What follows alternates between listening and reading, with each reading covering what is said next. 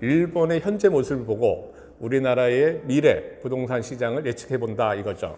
일본은 현재 빈집이 늘어나고 있습니다. 7채 중에 한 채가 빈집입니다. 2023년을 기준으로 내년에 일본은 약 1000만 채 정도의 빈집이 있을 것이다 이렇게 예상하고 있습니다. 우리나라도 지방에는 인구 감소로 인해서 빈집이 늘어나고 있습니다.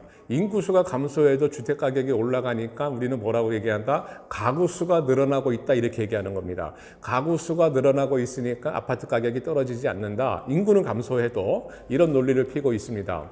근데 일본은 내년부터 가구 수가 줄어들고 있고 우리나라는 언제냐? 통계청에서 나온 자료를 보면 2040년을 기준으로 가구 수가 우리나라도 줄어듭니다. 인구는 이미 줄어들고 있습니다. 인구는 현재 줄어들고 있고 가구 수가 일본은 내년부터 우리나라는 2038년, 2040년부터 요때부터 가구 수가 줄어드는 겁니다.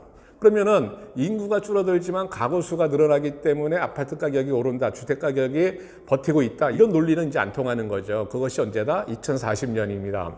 지금 2022년이니까 18년 뒤에 얘기하는 겁니다. 일본은 1973년입니다. 1973년 그때를 기준으로 해서 주택 공급률이 100%가 넘었다라는 얘기입니다. 우리나라는 약 2010년을 전후해서 주택 공급률이 100%가 다 넘었습니다. 우리나라도 마찬가지로 숫자상으로는 주택 부족을 해소한 것입니다. 일본은 숫자상으로 해소를 했어도 매년 100만 호씩 신규 주택을 주었죠. 우리나라는 현재 매년 약 50만 호 정도를 지금 신규로 공급하고 있습니다. 그래서 우리 정치인들이 공약하는 게 250만 호 이런 얘기가 나오는 겁니다. 일본은 인구가 우리나라보다 훨씬 많습니다. 일본은 약 1억 3천만 명이고 우리나라는 약 5천만 명이라고 보면은 일본의 인구수가 굉장히 많죠. 우리나라보다 2배가 더 많습니다. 그러니까는 일본에서 100만 호씩 공급했다는 거하고 우리나라에서 50만 호라고 공급했다는 거하고 비교를 해보면 우리나라가 공급량이 더 많은 겁니다. 우리는 주택 보급률이 100%가 넘었음에도 아파트 가격이 안 떨어지니까 지금 가구 수를 얘기하고 있는 거 아닙니까? 그 가구 수는 일본은 내년부터 줄어들고 우리는 2040년을 전후해서 줄어드는 겁니다. 그러면 어떻게 되는 겁니까? 아파트 가격은 어떻게 되는 거예요? 우리나라도 마찬가지로 빈집이 계속 늘어날 겁니다. 이 빈집이 늘어나는 것은 지방에만 늘어나는 것이 아니고 서울에서도 늘어나는 겁니다. 도쿄에서도 빈집이 늘어나는 거고 우리는 서울에서도 빈집이 늘어난다는 겁니다. 그렇게 되면 어떻게 되는 겁니까? 가격 하락이라고 하는 것은 우리가 다 예상할 수가 있는 겁니다. 우리나라 서울의 가구는 약 400만 가구가 있습니다. 이 400만 가구 중에 55세, 그러니까 집을 소유하고 있는 사람이 나이가 55세 이상인 사람이 약 170만 가구입니다. 약 50%에서 살짝 빠지죠. 이 55세 이상들은 다 죽습니다. 30년 안에. 2040년을 기준으로 가구 수가 줄어들고 그러면 가격은 어떻게 될까요? 누가 굳이 이것을 설명 안 해도 가격은 우리가 하락할 가능성이 굉장히 높다는 것을 예측할 수가 있습니다.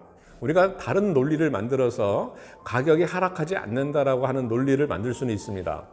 우리는 인구가 줄어도 가구 수가 늘어나기 때문에 가격이 안 떨어진다 이렇게 얘기했는데 이제는 어떻게 설명할 겁니까? 우리가 좀 더 솔직해질 필요가 있습니다. 우리가 좀 더 부동산을 공부하는 사람이라면 이건 다 알고 있는 얘기죠. 근데 이런 얘기들이 안 나오고 있습니다. 자, 2040년부터 가구 수가 줄어들고 서울에도 빈집이 생겨난다고 한다면 가격 하락은 언제부터 시작할 겁니까? 2035년? 2030년?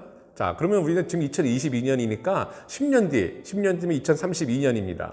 15년 뒤면은 얼마예요? 2037년입니다. 자, 2040년부터 가구 수는 줄어듭니다. 인구는 이미 줄어들었고요. 자, 어떻게 될 것 같습니까?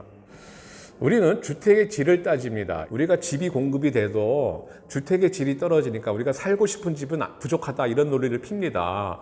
일본 같은 경우는 그 살고 싶은 집이 어디냐면은 내진 설계가 잘 된 집입니다. 지진에 잘 버틸 수 있는 집이냐 아니냐 이걸 따지는 거죠. 그래서 집이 더 부족하다 이렇게 얘기하는 겁니다. 이렇게 얘기해서 살고 싶은 집이 부족하니까 주택 가격이 올라간다 이런 논리를 일본은 만든다면 우리나라는 뭡니까? 우리나라도 마찬가지죠. 내가 살고 싶은 집은 부족하다는 거예요. 우리가 살고 싶은 집은 부족하니까 가격이 계속 올라간다 이런 얘기를 피는 겁니다.